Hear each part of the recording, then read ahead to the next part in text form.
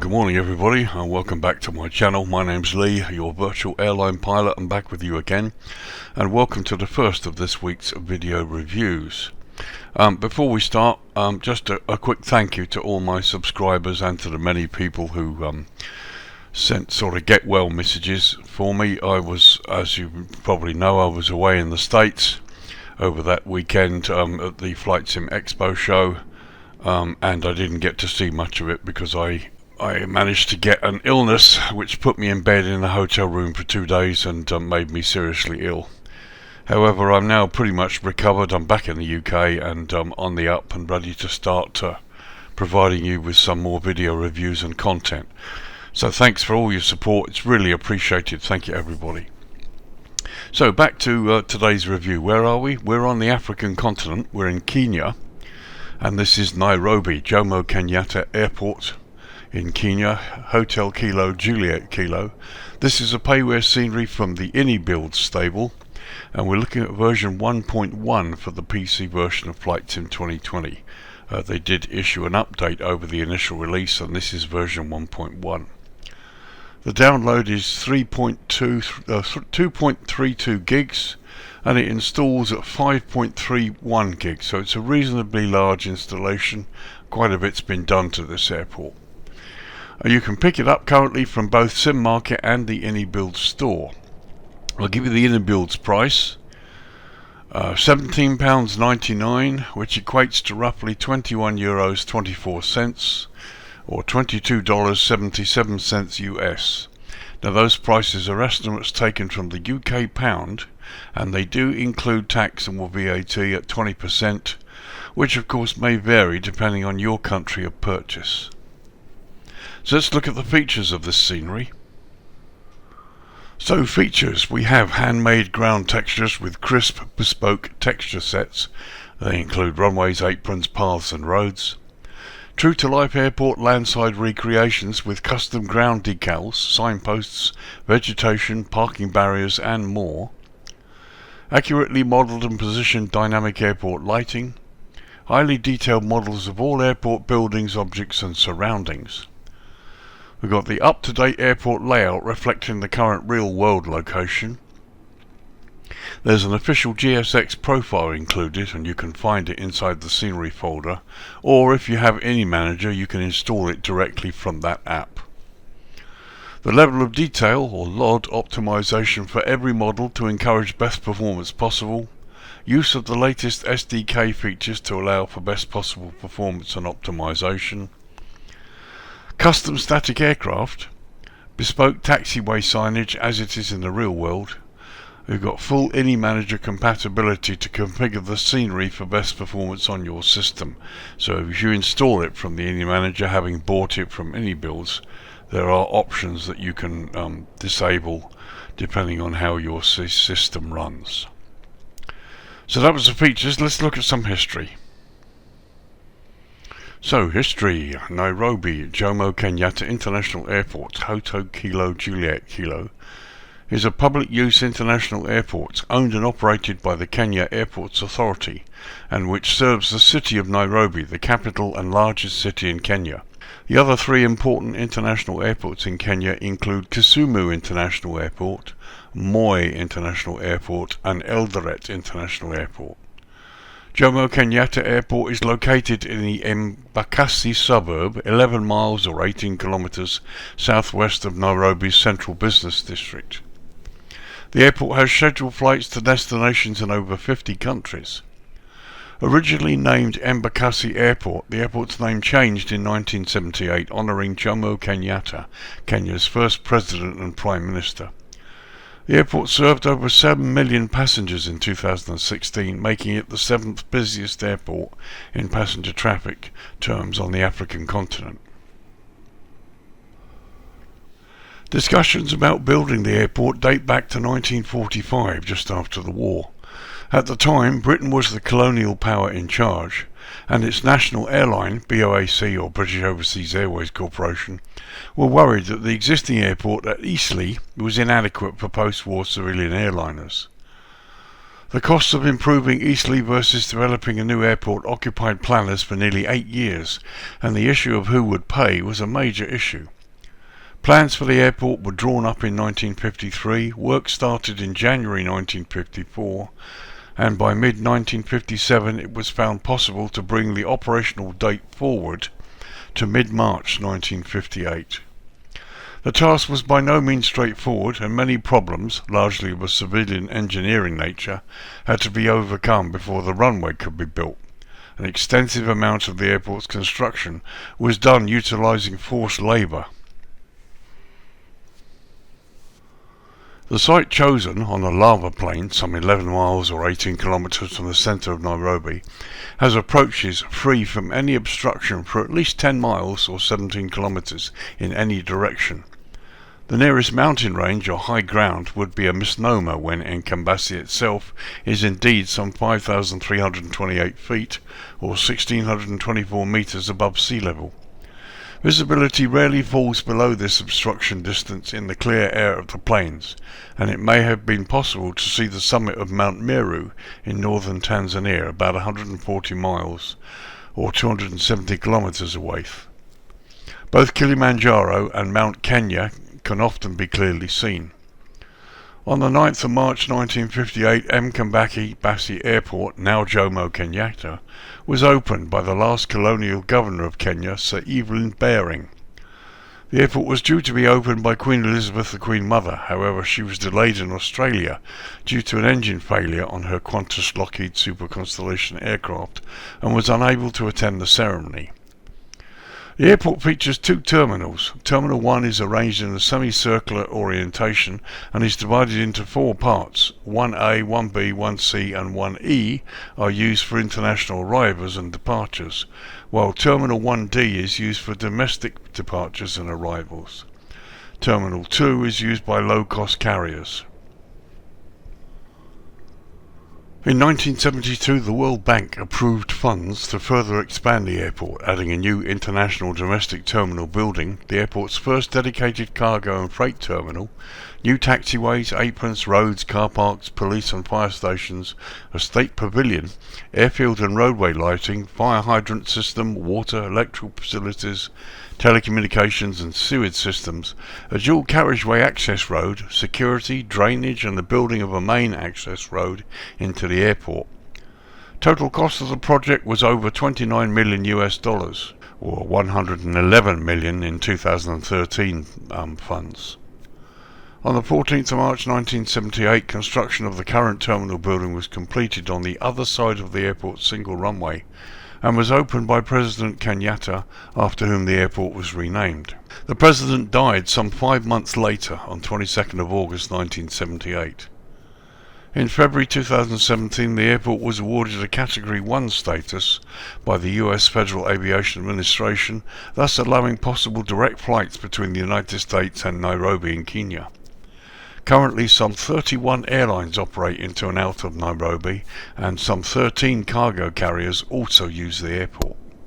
So there you are, that's history for you. Interesting place, another very high altitude airport. Could be a fun place to land and take off from. So let's have a look at runways now. So runways, so we've lowered the lighting. It's now 20 past 6 in the late afternoon, early evening here. Nairobi Airport operates a single runway, 2406, measuring 13,507 feet, or 4,117 metres, and it's made from asphalt. The airport lies at a high elevation of 5,330 feet, or 1,625 metres, and sits within the GMT UTC plus 3 hours time zone. Now, Kenya does not observe Daylight Saving Time, or DST, and so with the UK having already moved forward 1 hour onto DST, the airport is now 2 hours ahead of the UK. Now, runway 2406, both ends of this runway have runway lighting, high intensity airfield lighting system version 2, and precision approach path indicators on the left side. So here we're looking down the throat of runway 06.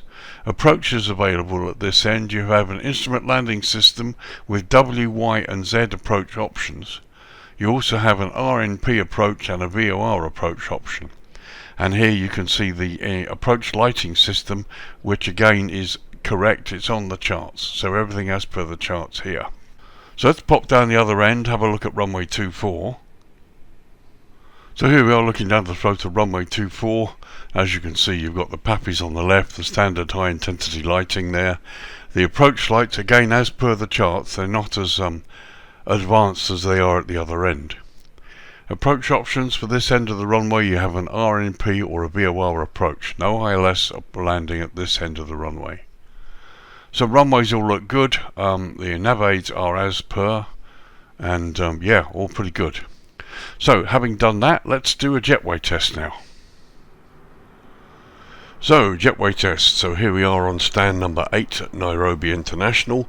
I just wanted to show you from the start here, I spawned directly from the menu and we've actually missed the location of the 737 parking point. They've marked it here. Well, the aircraft has actually spawned onto the 777-767 marking point. Nevertheless, we will try the jetway and see whether it aligns up properly. Just to reaffirm, I'm using version 1.1 of the Nairobi scenery. They released an update which supposedly corrects the jetway connections to the new 777 that recently released by PMDG. But anyway, let's try the jetway and see how it works.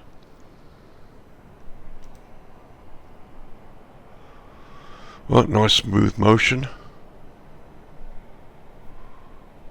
Looks like it's aiming for the door quite nicely. The stairwell's going into the concrete, which is same, which is true of sort of 90% of the jetways I see. Let's see if it actually connects.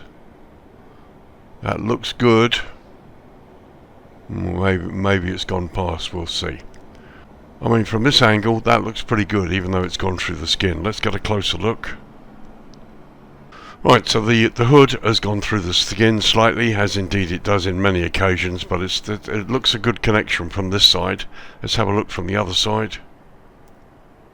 So it doesn't look too bad. There is an appreciable gap there at the bottom, which normally wouldn't be allowed in the real world. Let's go inside now and do a doorway test. So there we are looking at the doorway from inside the jetway. As you can see, the connection's a bit loose at this end here. It's sort of missing a bit, but it's within the confines of the door, so we'll open the door and see how that works.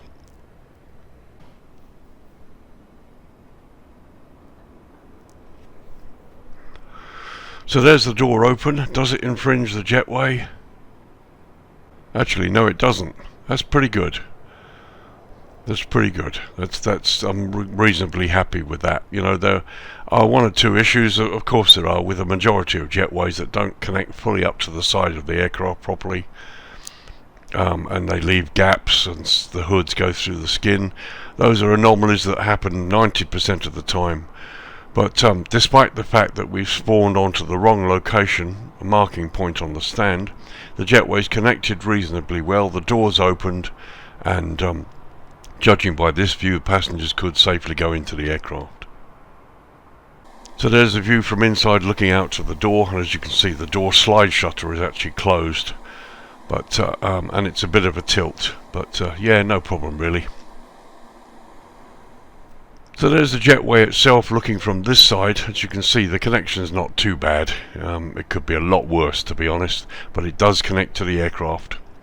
And the jetway itself is of a nice structure, slightly weathered, no real complaints about that.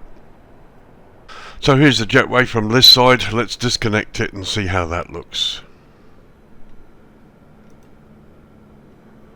As ever, the hood springs back, there's a slight delay,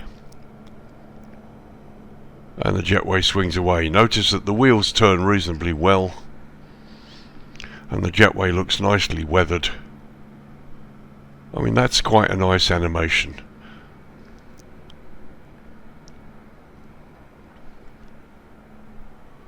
And there we go.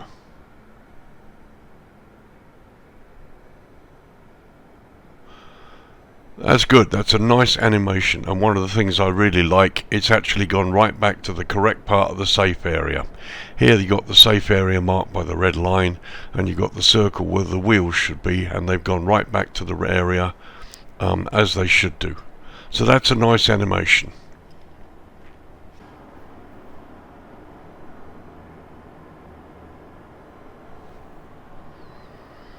So there you go, that was the JETWAY test. Everything looks reasonably good. Let's get down into the scenery proper now and have a good look over this airport, one of the jewels of the African continent.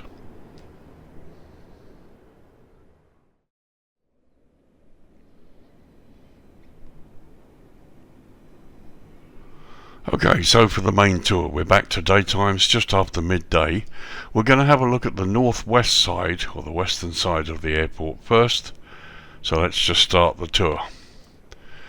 Now from this you can see the level of detail and the way that they've managed to get the airport to fit really nicely into the current terrain.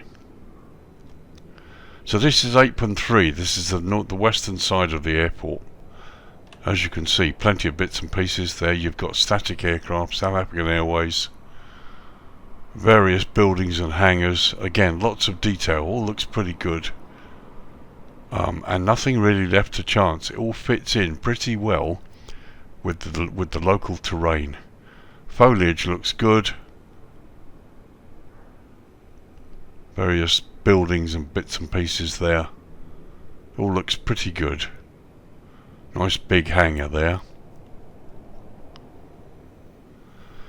So in terms of detail, let's just have a look at this hangar, for example, and look how well it's been done, both inside and round the outside. Here you've got some really nice brickwork. Here's the airport fence line, and inside here you've got lots of detail. And just a quick close-up of some of that detail. I mean, look at the roof tiling. And the sort of parallaxing effect you've got on those windows. Really, really good for what might well be considered an insignificant building on the other side of the airport. And once again, another hangar. I mean, beautiful tarmac, all looks really good. The grass areas blend in really well as well. That's a very good thing, I think. And here's the Kenya Airways building, again on the northwest part of the airport here, Apron 3 this is known as. Again, you've got some nice vehicles here, nicely detailed, fence line also looks good, and the building itself looks quite impressive. And once again here, the big Kenya Airways hangar. This is the landside part of it that we're looking at. And here you can see the attention to detail that's been sort of done on this part. Again, this is an area you might really not even look at, and yet look at the detail. Some beautiful weathering here on the buildings and on the hangar, and you've got this little Kenya Airways aircraft here on the stand, which exists at the real airport, I might add.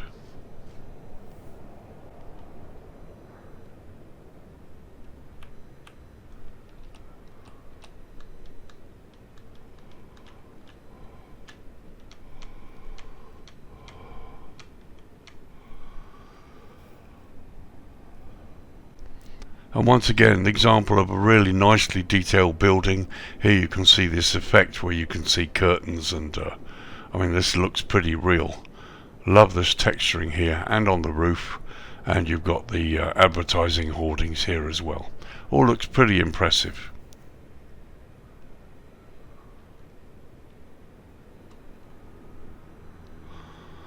And we do a little slow tour over the rest of this northern Apron 3, and you can see again lots of detail.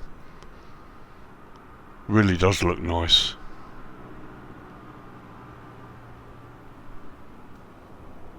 And here you've got the Air Senegal Airbus A320 here sitting on the ramp, and over there's an ATR. So while we're out here, let's have a look at runway taxiway signage. Across the runway there you can see exit signs. And here you can see taxiway markers and the runway red entry signs as well. And just a shot looking down the runway here, you can see yet another sign. Again, it's on a plinth, it's not just jammed into the ground. Okay, we've got vehicles crossing the runway, but they do seem to be just crossing rather than going up and down, which is fine as far as I'm concerned. Blue airfield edge lights there as well. I can't see any centerline lights. So So here we are coming towards the main area of Apron 1. Here you've got the terminal here that's divided into 4 parts. There's my aircraft parked on stand 8.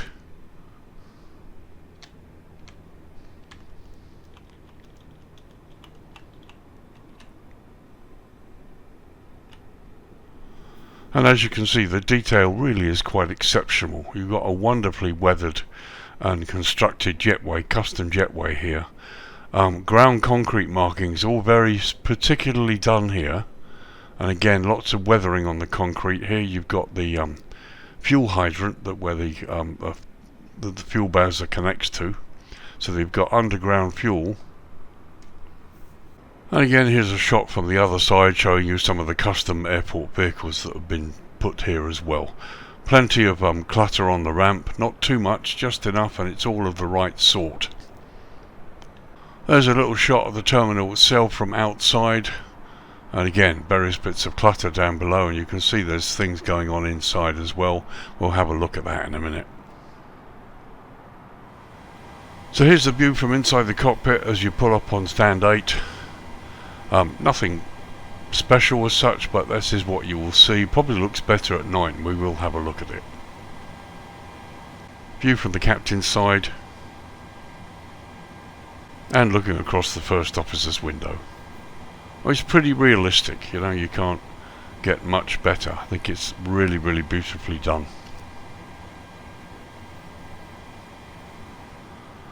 So a little tour around the airside ramp on this circular terminal here. And as you can see, plenty of ground clutter, all as it should be.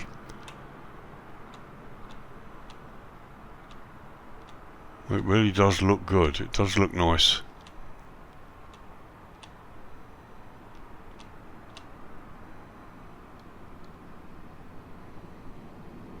Nothing really to complain about, to be honest, that I've seen so far. Really does look good.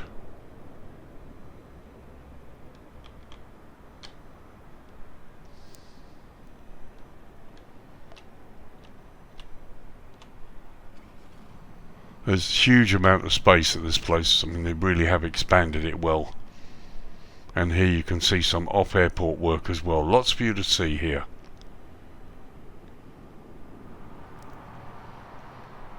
So having a quick tour in the other direction. There's the control tower. And here we've got an ATR park down here, look. And just, you know, the detail really is quite staggering.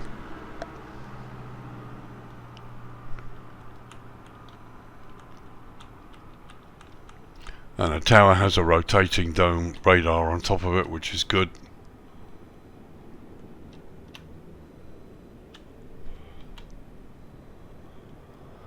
So there's the tower seen from the outside. I mean, the weathering is amazing. It looks really good. And it does look as though there's internal development. Let's go in and have a look. So yes, indeed, here we are inside fully developed internal control tower. The only thing that's missing is controllers. I'm sorry, I really can't get my head around the fact that they go to this level of detail and they leave out a controller or two. You know, it'd be nice to have some people in here, even if it's only 2 controllers. Maybe version 1.2, we'll see. Okay, it's not the worst thing in the world, but it just seems rather uncanny that you go to this level of detail and do all of this and you don't have any controllers. I mean, look at that, 2 big coffee machines, cups down there. And there we are looking in the other direction. I mean, it's pretty impressive. And there's the control tower facility seen from landside looking towards the central terminal area.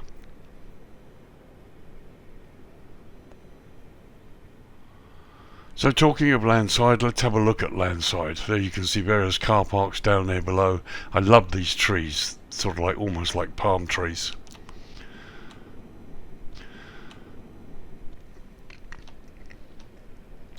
So here's the main entrance road that goes into the airport coming up upon us here. And you can see there's various signage, vehicles. And this is something I like. There you see they've got the road going under the bridge. The bridge isn't blocked like it is in some sceneries. Okay, the traffic may be going slightly under the road, but really I'm not complaining. It's really nice. And you can see there's hoardings all the way up the highway there.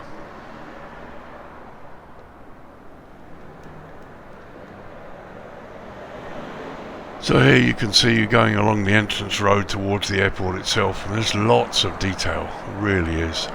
Ignore the traffic and the double cars, but just look at the roads. The signs, got a buffalo down there, a couple of buffalo, look. Various shops and bits and pieces to one side or the other. I have to say it again, really, all that's missing is people. But what you see is just stunning. Okay, international arrivals here. Oh, we've got a couple of people. Look, there's a lady down there.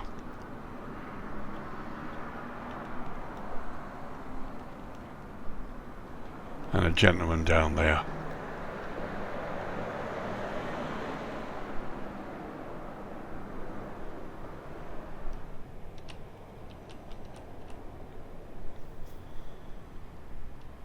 So I just thought it might be quite nice to have a quick look there. We've got what looks like a cheetah and possibly an antelope, I'm not sure. But that looks really nice. And another shot looking the other way, look, and you've got some more animals there. You've got flags that appear, yes they are animated ever so slightly, and you've got various animals, and it really looks good, it really does.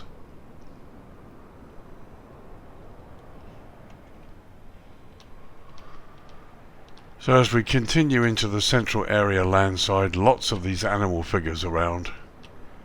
One or two people, not that many to be honest. I think I'd have expected more, but maybe I'm wrong. But you've got a couple of people, and again some really nice detail on the landside part of the buildings here.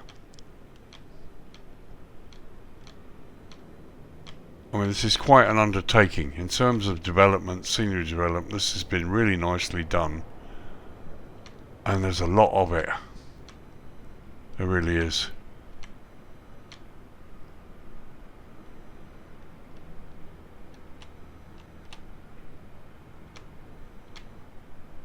There's just loads of it. It's impressive.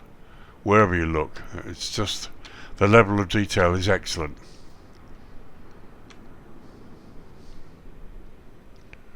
And again, when we're looking at price here, it's the amount of detail and the work that's gone on that determines whether you think the price is worth it, and it certainly is.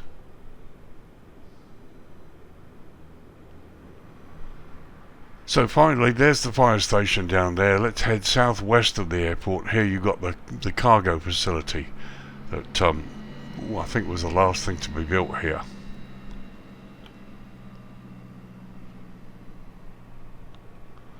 And again, we're looking at the same amount of attention to detail, loads of clutter, all of it as indeed it should be.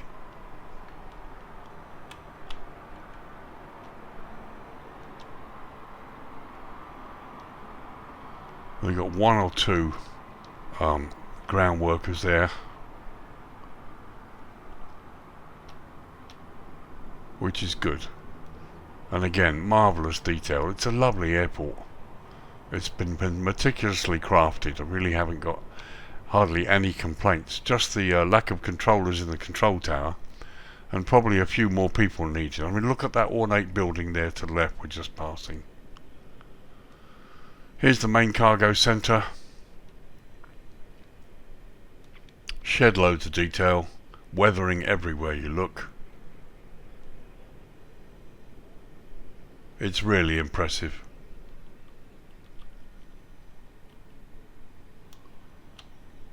Everything right down to the solar panels there on the roof. And there in the distance you can see the fuel farm. And there's a high level shot. There's a fuel farm down there to our left, and you can see there's also other bits and pieces here slightly off airport. more buildings, all of which really sits very well into the local terrain. So much so that it's quite hard to tell what they've done and what's default. It looks very good. And there we are looking back across the airport, and you've got the runway to the left there. Okay, so that was the daytime. Let's bring dusk upon us and have a look at the dynamic lighting. Okay, 20 to 7 in the evening. The lights came on about 4 minutes ago, and I have to say, dusk doesn't last very long here. As you can see, we're already getting very close to sunset. Well, in fact, the sun's probably gone. But from this point here, you can see the lighting's quite subtle and extremely well done. Everything right down to the blue airfield edge lights. Taxiway signs are lit. The ramp areas look pretty good from here. There's the cargo area and the fuel farm. And there's Apron 3 on the northwest side, which from here doesn't appear to have much in the way of lighting. But as you can see, the sun's practically really almost gone, and it's almost night time here. So here we are, close-up view of the ramp. There's my aircraft on stand 8, and here you can see through the windows inside the terminal, which looks pretty good.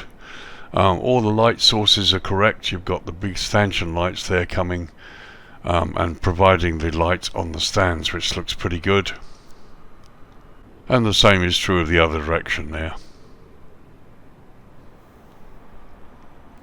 So let's move inside the terminal. Let's have a look.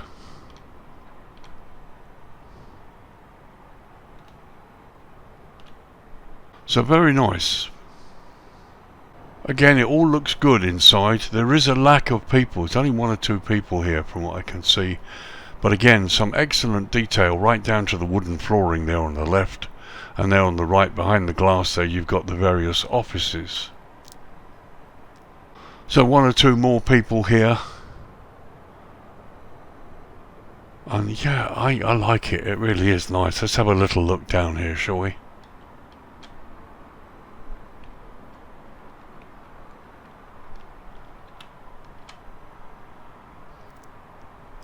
You've got the misted glass as well, which protects you when the sun is high. You can just about see outside through there through the evening. Well, this is good. I mean, the hoardings and advertising looks great. There you've got an airline member behind the gate there. And as you can see, it's great. It really is nice. Nicely modelled. Got a bookshop there to the left.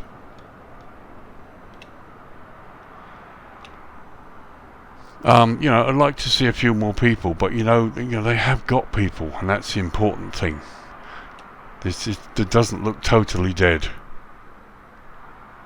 but it's been really nicely done, both inside and out so far.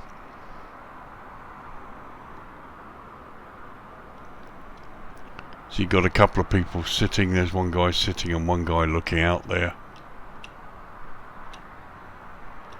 And it looks good. It really does. Information desk there. Let's have a look at the flight board.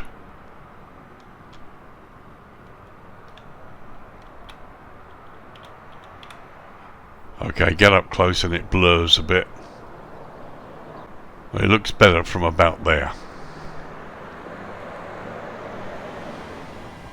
There's the view from the flight deck, which looks great. I mean, it looks so much better in the darkness hours when everything is lit up. It really does look nice.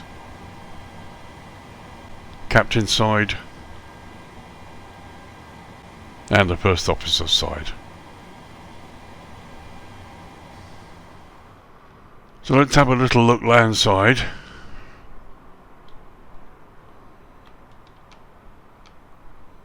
Again, quite a bit of subtle lighting around here and there. You've still got taxis here and you've got the odd person. Lighting looks lovely, it really does. Can't see any globes floating around. It's impressive.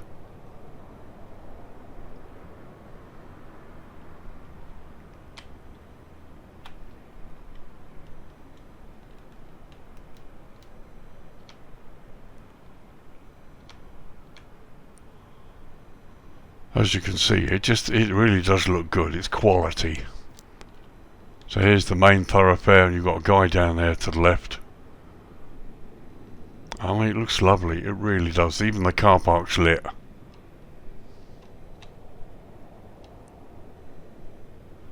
I have to say, I like it. I like it a lot. It's been really beautifully done.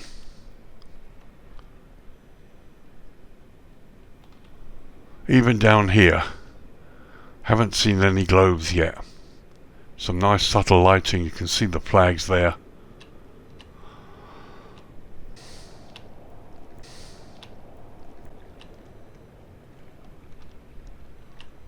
There's the control tower. And again, you've got shed loads of detail, all nicely lit there. Plenty for you to look at.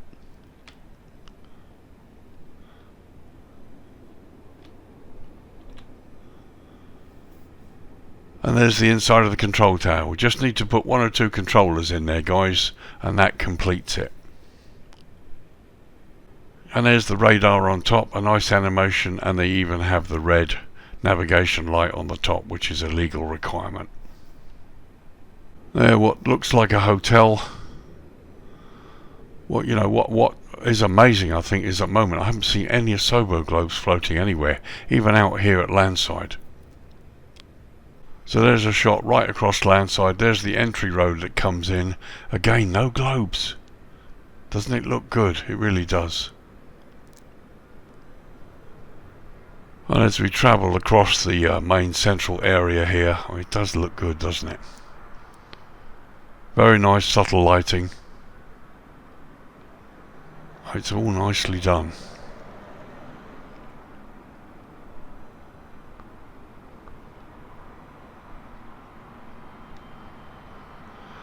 So taxiway signage looks good from here. No centerline lights, green lights, so you need to use your nose gear.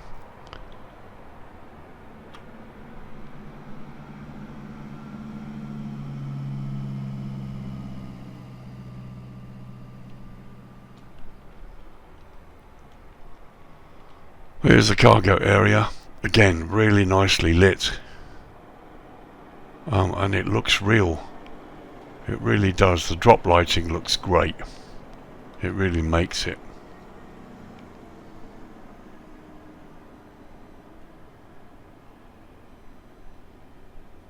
Very impressive.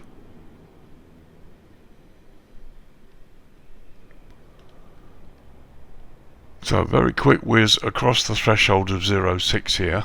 We're going to have a look at apron 3 and just see whether there's any lighting. And we've got a vehicle on the runway there, which is not good.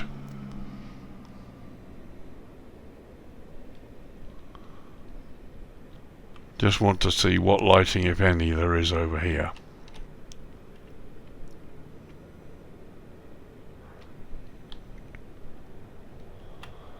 So as you can see, there is some. Those hangars are nicely lit. Over here is all a bit dark though.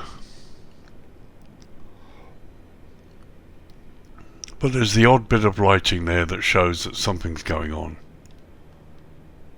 This looks better.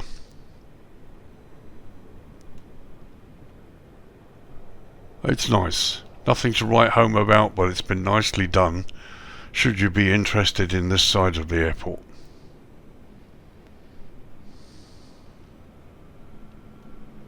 So as you can see, night time is pretty much almost upon us.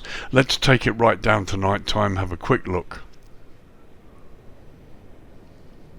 Okay, 10 PM local time. As you can see, not an awful lot has changed, but the sunset has gone. You've got blue airfield edge lights there that mark out the sort of taxiway airport area, but no green centerline lights, so you will need to use your nose gear light for taxiing. There you can see apron 3 on the northwest side of the airport, and you've got runway 24 threshold in the distance there. So let's have a quick look up close on the ramp. So there's my aircraft, and as you can see, plenty of ramp lighting here even in the darkness. Terminal looks good.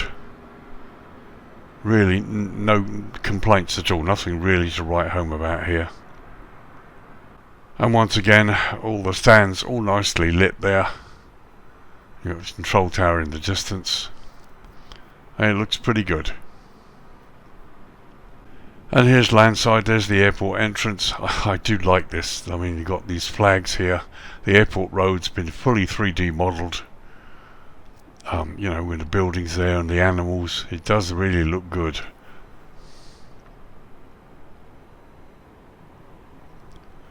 So there's a high level shot showing you the central terminal there, the approach roads. I mean, the view is wonderful. It really does look good. Now, if I'm in the correct position, we can bring the dawn up and let's have a look at the effect on the buildings. So 20 to 7 in the morning, and there you can see, I mean, the glow here is a bit whitewashed, but it may be because of the colour of the buildings, I don't know.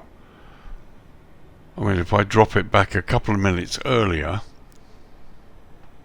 so there we are, 6:39, 2 minutes earlier. This is the point at which the lighting goes off, and you've got various shadows there. All looks pretty impressive. And there's the reverse view there showing you the sun coming up in the east. Really nice indeed. Okay, 10 AM local time to wrap up the review, give you my thoughts and impressions. The obvious question I always get asked, is it worth the price? It's a staggering yes, really. I can find very little, if any, fault with this product at all. The only things I would like to see are controllers in the control tower. I mean, they've taken the time to model it so well. It seems really strange not to have any people in there actually operating. I appreciate there's a balance to be struck with people. I'd like to see a few more people landside in the departure lounges. But you could also argue that what they've done is perfectly acceptable. That's enough. I mean, they've got people. Some airports don't even have people. But yeah, you know, there's nothing really to criticise. It's a lovely airport, beautifully modelled. It sits in the terrain really well, and there's so much for you to explore as well off airport. Some very nice buildings and bits and pieces. The military are taken care of here on Apron 3. All the JETWAYs work. There's a GSX profile. I mean, what could be better? You've got everything. I did notice one vehicle travelling down the runway, but again, although it's something I really hate, most of you know that, I don't know how much control developers have over that. Maybe somebody can answer me that question in the comments one day to see whether the developers do have control or whether it's something we have to totally switch off. But no, this is a lovely airport. It's well worth the model, the price, and yeah, the install's a little over 5.5 gigs. So it's not small, but then, you know, you look at what's been included. The weathering is wonderful. The weathering, texturing is absolutely wonderful. Nothing's been left to chances. I can't find any photo scenery here, certainly within the complex. Oh, it's impressive, it really is. And the price, well, so just under £18 UK, or just under $23 US. I mean, it's a really good price for what's been included here. This is a big airport, loads of detail. Lots of work, you know, in terms of the amount of work here. Yeah, certainly, most definitely worth the price. There are projects that don't have half as much of this. There are another €5 more. Really like it a lot. No hesitation in recommending this product for those of you who want to examine yet another wonderful airport in Africa. It's really opening up this continent. So there you are, Nairobi Jomo Kenyatta Airport in Kenya, Hotel Kilo Juliet Kilo. The payware scenery from Inibuilds, and you're looking at version 1.1. They did release an update not so long ago. Currently 2.32 gig download with an install of 5.31 gigabytes. And you can get it from both SimMarket and Inibuilds. Not a lot of difference in the price.